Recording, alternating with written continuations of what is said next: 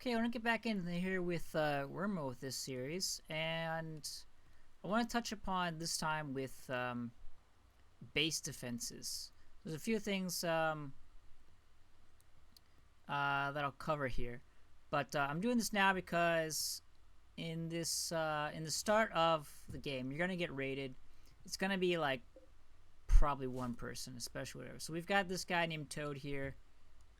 He's gonna prepare for a while, then he's gonna show up. Now, a big part of the game is defending your base from some sort of threat, be it raids from the factions.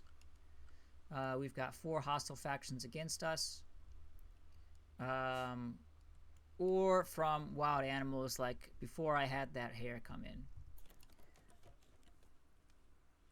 Now, what a lot of people would do is you'll just build this wall around your base. I'm gonna get a notification when he's about to go on the offensive mode. Yep, there he is. They're beginning our assault. So what they're gonna do is they're going to find the shortest route into your base, trying to take out your people, steal stuff, and run away. At the moment, this is the shortest place in my base. They're not going to go smash through the wall or the door because they have a way in. So here's what we're going to do. We're going to go and stand... I don't know, I guess we'll stand right here. So here comes Toad. I've got doors here, but as you can see, Toad's just going to ignore that because he can see that there's a way in.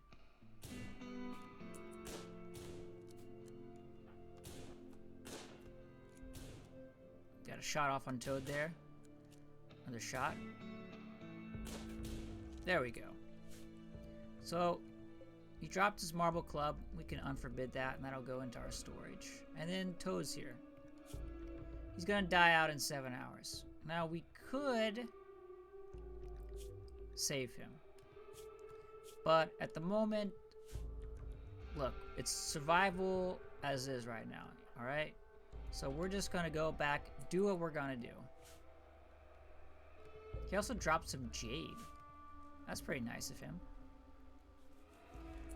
Normally you'd want to build these walls out of stone, but as this is the easiest material to get a hold of at the moment, I'm just gonna do this. I also have my stone cutters table here, so I'm just going to make any stone blocks. It doesn't matter what. Do forever. And at the moment, on my details, my radius here is unlimited, which means anything that's on the map. I don't really want to know. I only care about the ones that I've gathered right here, so we can do this. I'm also going to drop on the floor because it's fine, and I'm going to change the radius so it's only the area that I really want. It's just going to be this stuff here. Toad here is technically, he's still a threat because he's still alive. He could get up. I don't believe he is. He's got 2 shots to the torso. A couple shots here to the left arm. Yeah. Who actually shot him? Bolt action and a couple revolver shots. Okay. So yeah, now it's not a threat. We can just speed back up again.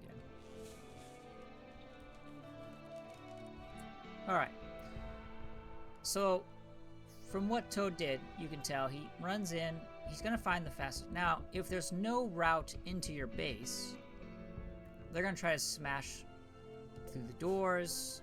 If there's no doors, they're going to smash through the walls. They're still going to try to come and get you.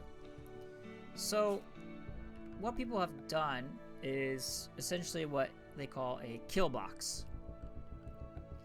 It's basically a way to funnel the enemy through that where you can easily take them down, because generally you're going to have less people on your side and more on the enemy side. Now there's a few ways you can build a box. You could just essentially just do this.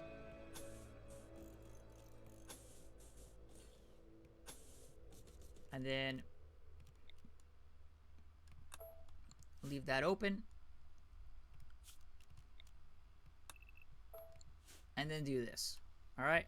They're going to come in here, say hello. I do want to probably get a door here, though. Come in here, say hello. You know, you can line up your people right here, and they'll funnel in.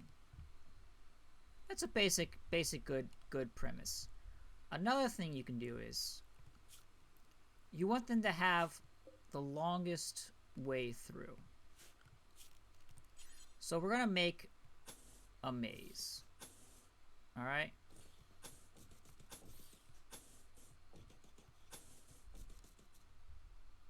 So they're gonna come in through here.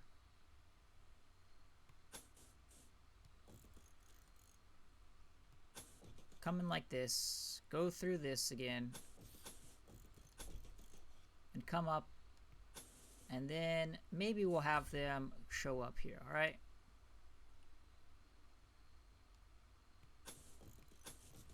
Something like that.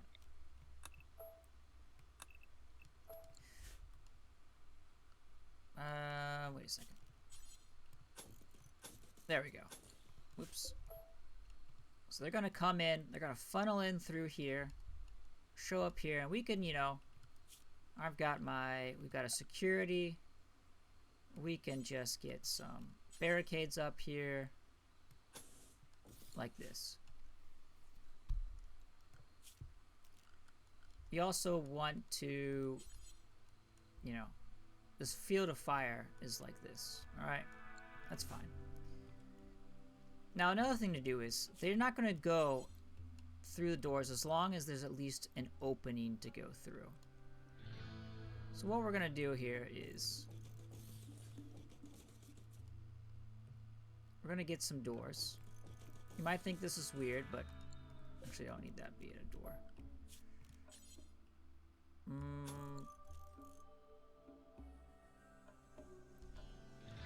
No, that'll be fine.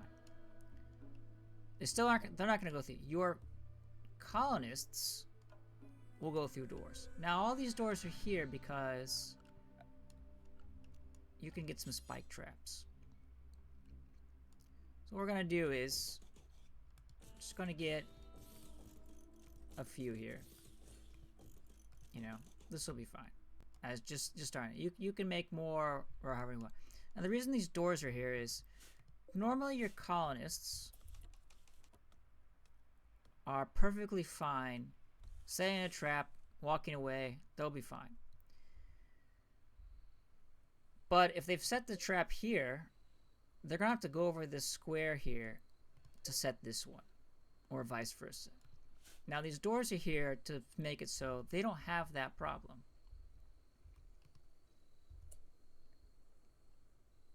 And then, you know, a lot of the raiders here will run over these traps. They'll die, most likely, and they're going to show up here, and you're going to be ready for them. You also don't want them to have any sort of cover. Now, the easiest way to do that is to put things here in the way. Unfortunately, I don't have a lot of sandbags. So we're going to do this. They can't stand here on this thing. They're going to have to come out and go through. We don't want them... No, I'm going to need that. We don't want them standing to have cover, right? We want them out in the open, and you can engage them no problem.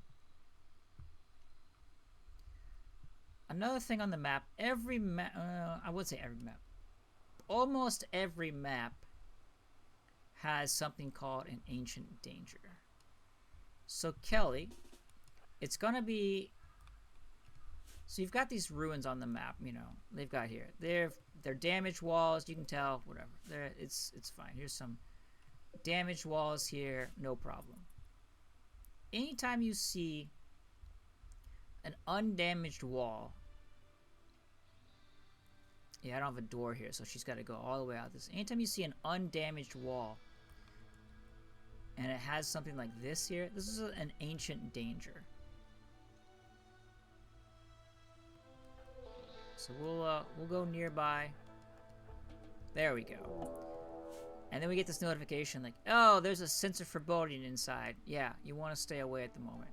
So in case you're somewhere where there's a lot more of these hills here, and if you go, oh man, I forget where the ancient danger is, just take your orders. I don't know. Put some sort of mark here, you know? Here. There. Now we know there's something there, alright? You go, oh wait, what was that? Yeah, it's like, you can put anything you want there. Anything that makes you remember that, hey, that's an ancient danger. Inside the danger, you're going to find cryosleep caskets, possibly also giant killer bugs. Inside the caskets as well are going to be people and or bugs that will be hostile. Initially, you start out with these 3. You will not.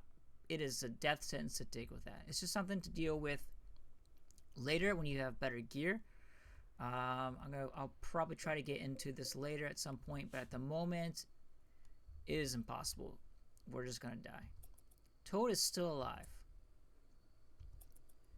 Okay, so that's gonna be defending the base. As long as this is all walled off, and I've walled it off here because I wanted to keep my nice, rich, fertile growing zone within.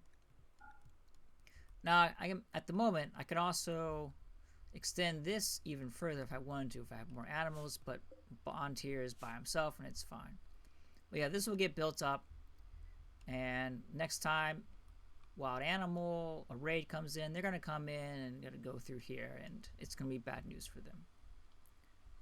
So this will be good as just a way just to defend your base, no problem, initially. And you can also make this as big or as complicated and as long as you want, but it's just an easy way to defend your base against higher numbers, because they're going to funnel through this and hopefully whittle this down before they even get to you. So that's it for this one here.